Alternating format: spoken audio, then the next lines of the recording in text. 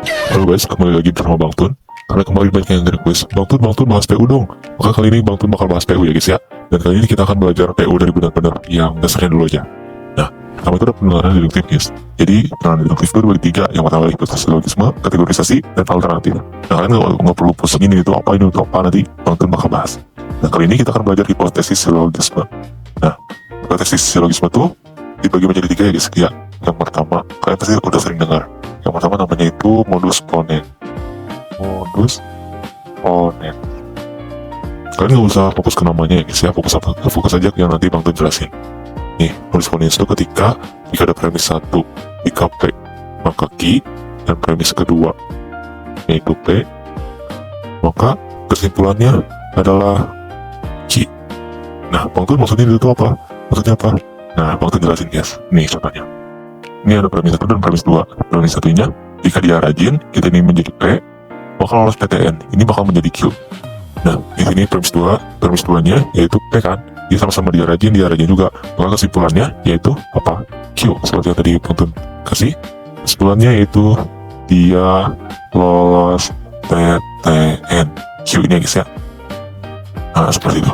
Gampang kan? Nah, tapi ada pengecualian. Jika premis 1 yaitu jika P maka Q, dan premis 2-nya yaitu Q, maka yaitu kesimpulannya tidak dapat disimpulkan guys. Harus ingat ya. Lanjut guys, yang kedua itu ada namanya modus tollens. Nah, modus tollens itu jika ada premis 1 jika P maka Q, dan premis 2-nya yaitu negasi Q. Nah, maksudnya negasi itu apa bang? Nah, negasi itu bisa dibilang kayak negatif atau kebalikannya. Misalnya, jika hari ini hujan, maka negasinya itu atau kebalikannya hari ini tidak hujan. Nah, seperti itu guys. Nah, kalau misalnya seperti ini, kesimpulannya yaitu negasi P. Nih, waktu bakal kasih contohnya ya guys ya. Jika hujan, ini kan jadi P, maka tanah basah. Nah, tanah basah ini tuh Q. Di sini ada premis 2-nya, tanah tidak basah. Itu kebalikan dari yang Q-nya kan. Makanya itu disebut negasi Q. Maka kesimpulannya adalah negasi P. Atau hari ini tidak hujan. Nah, seperti itu guys. Nah, ini tuh merupakan negasi P atau kebalikan dari yang P ini. Seperti itu. Nah, tapi di sini juga ada pengecualiannya. Pengecualiannya yaitu adalah jika premis 1 jika P maka Q, dan premis 2-nya yaitu negasi P, maka kesimpulannya tidak dapat disimpulkan guys. Lanjut, yang terakhir kita ada namanya modus silogisme. Modus silogisme, betul.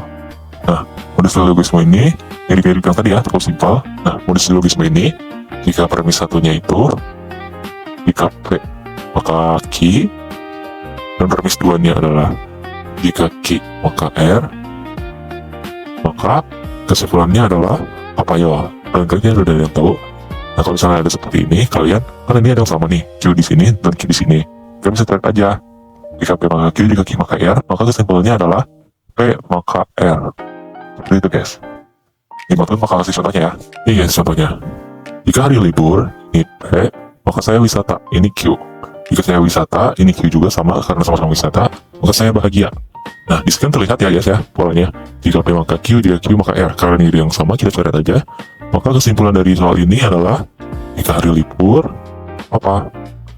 Jika hari libur, maka ya betul, maka saya bahagia. Bahagia. Ya, mudah kan? Nah, tapi itu juga ada pengecualiannya guys, seperti yang tadi. Nah, pengecualian dari modus silogisme ini yaitu jika premis 1-nya itu jika P maka Q, dan premis 2-nya yaitu jika P maka R, maka kesimpulannya apa?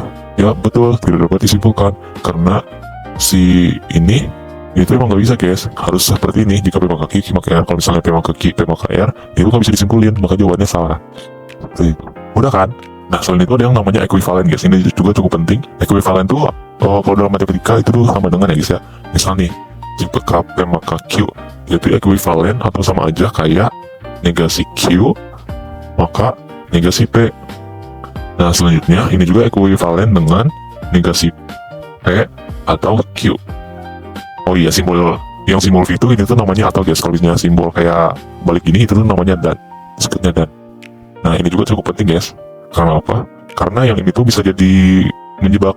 Nih misal nih, jika premis satunya P maka Q, dan premis duanya negasi R maka negasi Q. Nah itu bingung kan gimana cara ngerjainnya? Sebenarnya itu gampang, itu ekuivalen aja sama dengan premis satunya jika P maka Q, dan premis duanya itu bisa ekuivalen aja sama kayak yang ini guys, negasi Q negasi P, dia tuh sama aja kayak P maka Q, tinggal dibalik aja terus negasinya hilangin, maka itu bakal jadi Q maka R. Nah kesimpulannya adalah tinggal coret-coret modus-kalisme tadi P maka R. Nah gampang kan? Ini cukup dasar-dasarnya dulu aja dulu guys. Nanti kalau misalnya yang mau ditanyain boleh ya, tanyain di komentar. Nanti Bang Tun bakal bahas soal-soal yang lebih advance, yang lebih susah dari ini. Oke.